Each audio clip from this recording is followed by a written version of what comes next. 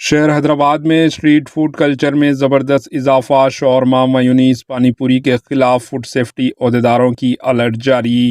ریاست تلنگانہ کے دارالحکومت شہر حیدرآباد میں اسٹریٹ فوڈ کلچر میں زبردست اضافہ ہوا۔ ہر فرد اسٹریٹ فوڈ کا عادی ہو رہا ہے، چاہے وہ جوان ہو یا بوڑھا، سبھی اس کے شوقین بنتے جا رہے ہیں۔ خاص طور پر پانی پوری اور شاورما، میونیز جیسے اسٹریٹ فوڈ کی مانگ بہت بڑھ گئی ہے۔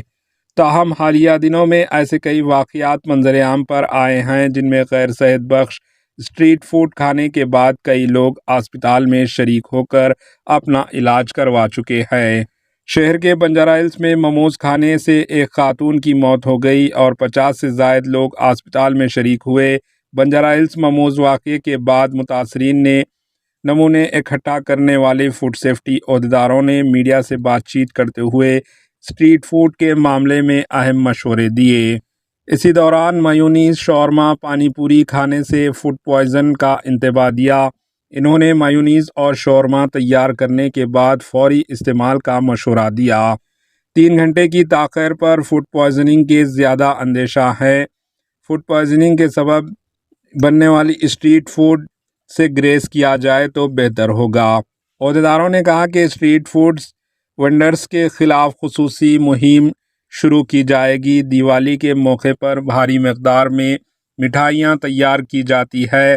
اسی طرح مٹھائیوں کی دکانوں کی جانچ کی جا رہی ہے۔ قاعدے کی خلاف ورزی کرنے والے کے خلاف سخت کارروائی کی جائے گی۔ اسٹریٹ فوڈ وینڈرز کو لائسنس لینا چاہیے۔ ان اسٹریٹ فوڈ وینڈرز کے رجسٹریشن کے لیے بھی مہم شروع کی جائے گی۔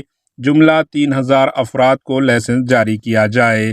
بتا دیں کہ حیدرآباد میں خاص طور پر پرانے شہر و شہر کے اطراف میں یوٹیوبرز و سوشل میڈیا کے مختلف پلیٹ فارم سے ولاگرز ناقص فوڈ اسٹریٹس کا پروموشن کرتے ہوئے اپنے تکیے سینک رہے ہیں۔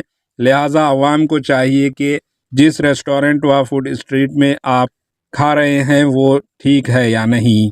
Bureau report, AHN news. AHN news کو لائک کریں، شیئر کریں اور سبسکرائب کرنا نہ بھولیں۔